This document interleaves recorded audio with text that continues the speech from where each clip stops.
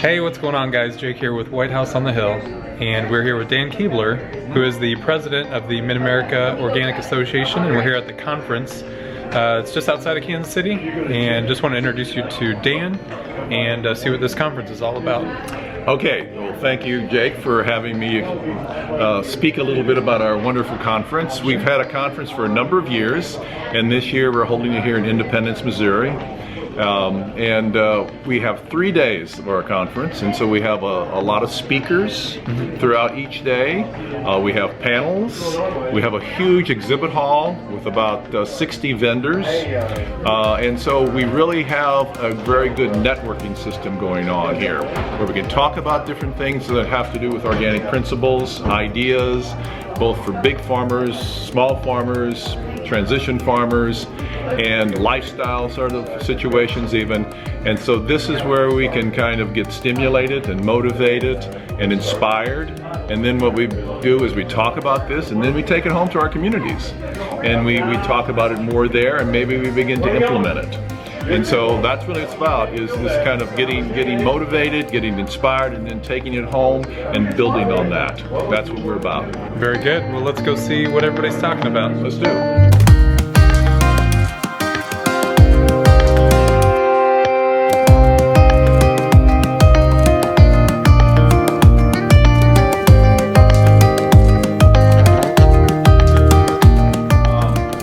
When I come to conferences, I come to mostly network. This is the way I learn. I learn better by networking and talking to people instead of just sitting at a presentation sometimes. Yes. Because usually at a presentation I maybe get one tiny thing, which is important, don't get me wrong, but I mostly like the face-to-face. So I hope that what we're going to be doing here is inspiring each other, okay? We come together, it's like a big family. It gives us that opportunity, just like we all sort of gather in the kitchen, okay? And we start talking and laughing and sharing ideas and telling stories. That's really what I want it to be, and I hope that's what it will be for you. Kicking off this morning with our first speaker, Mr. Mark Shepard. Hi, my name is Mark Shepard. My wife and I designed and managed New Forest Farm in southwest Wisconsin, which was an intentional conversion of a typical Midwestern row crops farm, corn and beans, hay farm, to a mimic of a oak savanna in a northern hardwoods system using agroforestry techniques. So we started mostly with annual crops, and through the years have gotten more and more perennial. And the perennials we've focused on have been primarily chestnut, hazelnuts, apples, pears, asparagus, raspberries, mulberries, grapes, and then livestock are the managers in that system eating all of the grass. And then in the earlier years, we did some row crops, various different small grains, lots of certified organic produce. We have 2 acres of asparagus. It's a mixed operation, and the nature of what we've done have changed from 23 years ago until now that we're mostly perennial.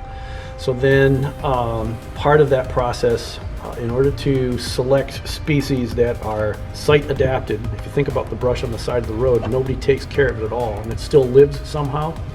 The oak savanna plant community had Fagaceae as the upper story, that's oak, chestnut, or beech, an understory of malus, which were apples, naturally that would have been crab apples. Understory shrubs would include hazelnut and wild plum. There were cherry trees, tall cherry trees, raspberries and blackberries as cane fruits, gooseberries as an understory shade tolerant plant, grass all around in the savanna areas, and animals that were grazing it all, grapes climbing up and down the whole mess. So that's the ecosystem that we have been imitating, and all those species that I just mentioned are perennial crops. So as we breed our crops, we're selecting for plants, trees, shrubs, bushes, and vines that reproduce real young in their life, so they're precocious, that are pest and disease free, and thrive with very little inputs whatsoever. We're not managing an apple orchard with classic pruning, et cetera, et cetera. It's a lot more wild and woolly, but our input costs are extremely low. So the tree and shrub nursery part of it, the tree breeding, is Forest Agriculture Enterprises. Well, then in the past few years, since 2012 anyways, since the book Restoration Agriculture was published, I've been doing a lot more design and installation on other people's farms. And the general idea with restoration agriculture is no matter where you live on planet Earth, you can imitate the natural plant communities and plant them, but pick the ones that produce food, fuels, medicines, fibers, something that you can sell, could be ornamentals, etc. And now you manage this ecosystem as it changes through time, and you're harvesting yields all along the way. It's an almost natural ecosystem restoration, but it's heavy on the agricultural products. Basically, there are a lot of urban, suburban permaculturists that can help you out with smaller stuff. Typically, I'll deal with folks, 10 acres to 10,000 acres is that sort of scale. This was really amazing. I've never been to the Missouri Organic Conference here, and I just didn't know what it would be like. I go to a lot of different conferences around the country, and when I walked in here, I was quite blown away with how farmer heavy it was. It seemed lighter on the researchers and lighter on the suburban curious, which I really appreciate having real people who are really on the ground.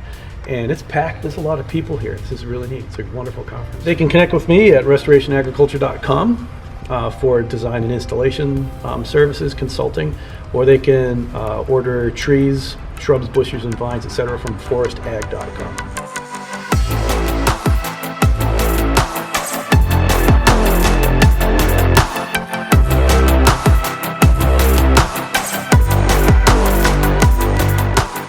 I'm Matt Lebon with Customfoodscaping. Have your landscape and eat it too. We help people and institutions create food-producing landscapes in the everyday places that we work, sleep, and play, and all other kinds of things. 15 feet tall. The jujube is absolutely delicious. It's in the Ziziphus family, and these trees are striking ornamental. The fruit, it's like nothing else. Incredibly crisp. Tastes a lot like an apple, but it's like really light. Has anybody had a jujube? What do you think it tastes like, Billy? It was airy. Yes, it's really airy. It's incredibly crunchy. It's like the perfect kid snack, I feel like. We're trying to redefine where we grow food and helping all kinds of institutions, places like schools, hospitals, parks, nursing care facilities, you name it, helping them create food-producing spaces. How do we close the food gap, right? How do we actually, start to answer the questions whenever we're these local food, enthusiasts, we want organic food, and then we have to go out and talk to our friends. We're like, yeah, but what about in February? Like, how am I supposed to get, local fruit? Here's one of the answers, okay? I think storage apples, storage pears, okay, of course, beside all of our other canning and preserving techniques, things like drying. Fresh fruit can be done all year long. This is one of our biggest allies. These Shingo and Korean giants, if stored properly, can easily store 5 months. Okay, these are rock hard, really crisp, delicious fruits. And I'm here at the Mid-America Organic Farming Conference. I'm so glad to be a part of this farming community here in Missouri. We know we really need it here, where we've got so much good work to do, and so many people who are excited about this and excited to get this information. So I'm really glad to be a part of this amazing community of people who want to change the world through agriculture. When do I get meaningful amounts of fruit? And in my experience, for a lot of trees, it's like we don't really come into meaningful amounts in the tree world until about 5 years. But this actually is a very vigorous tree, and I think you would get some meaningful fruit after 3-4 years. People can get a hold of me through customfoodscaping@gmail.com, and I'm primarily based in the St. Louis region, but I'm open to opportunities that are outside the St. Louis area.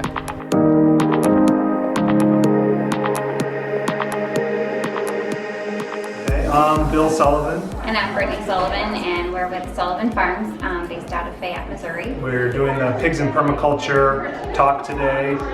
It's basically involving pigs and working them in with permaculture water systems and using both of them to increase production and fertility on the farm and create a healthier, happier hog and a healthier, happier ecosystem, and bottom line, helping people produce an income on the farm. So permaculture watering systems, so swales.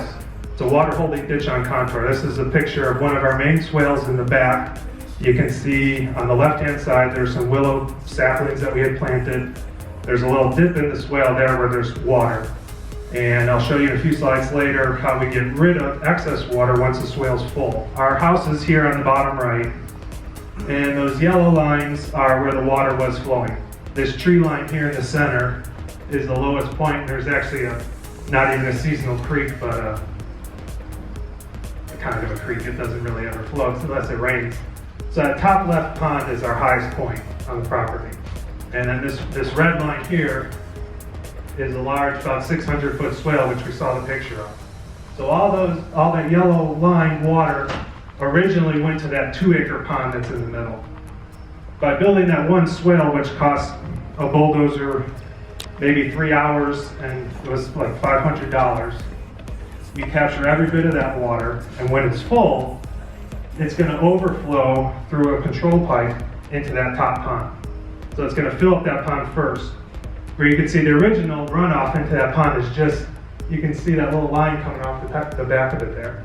So we've increased the flow into that pond by maybe 15, 20 times. It originally had maybe a 4-acre runoff, now it has like a 15-acre runoff. How'd you guys get into using permaculture to work with your pigs?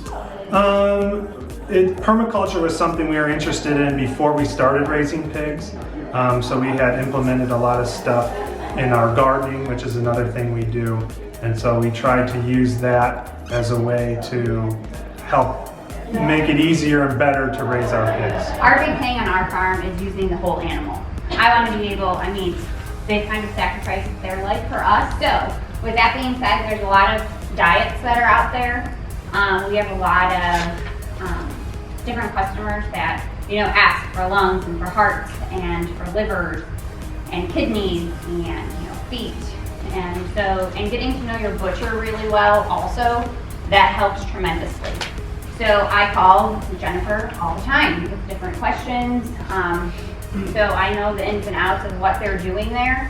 So I can be able to provide my customers with that feedback. So where can guys find you at? They can find us on Facebook. You can find us at Brittany Sullivan. And also you can find us Saturday mornings at the Columbia Farmers Market. I am Rebecca Graff. I'm Tom Ruggieri. So we're from Fair Share Farm out north of Excelsior Springs, Missouri. And we're here to talk about our value-added products that we have on our farm. There's a lot that goes into being an organic farmer beyond no spray. And part of what we focus on is the social aspect. So bringing the community onto our farm, showing them how food is grown and some of the struggles and challenges of growing organic produce. And we have a CSA, and so participatory CSA, so our members come and help out. That adds some value to the farm. And we're beginning a fermenting operation. It's based on our 15 years of soil building, where we've improved the quality of our soil and been able to raise nutritious vegetables, and now we're fermenting them. All you hear are the organic farmers, and a lot of this is things you already know, but basically we treat the soil as the plant's stomach. So as we say down here, plants and soil microorganisms, they co-evolve over the history of the earth, and they have a symbiotic relationship, and that is what we're trying to promote, is that co-evolved symbiotic relationship. You don't want to feed stuff just soluble food. We feed our plants solid food that's digested by the soil, and then the plants take it up, and it's the soil microbiome. You hear a lot about the human microbiome these days. Well, the soil has one too, and it's really pretty much the same thing as our stomach. You can find us at www.fairsharefarm.com, and we're on Facebook and Instagram. And we have a blog too from our CSA, fairsharenews.blogspot.com, and we've had that since 2008. So if you want to follow 10 years worth of Fair Share Farm, you can go there and see what we've been up to this whole time. Thank you for watching Day 1 of the Mid-America Organic Association Conference from Independence, Missouri. Stay tuned for Day 2 and Day 3 of the conference for more awesome footage from the variety of speakers that they had each day. See you next time.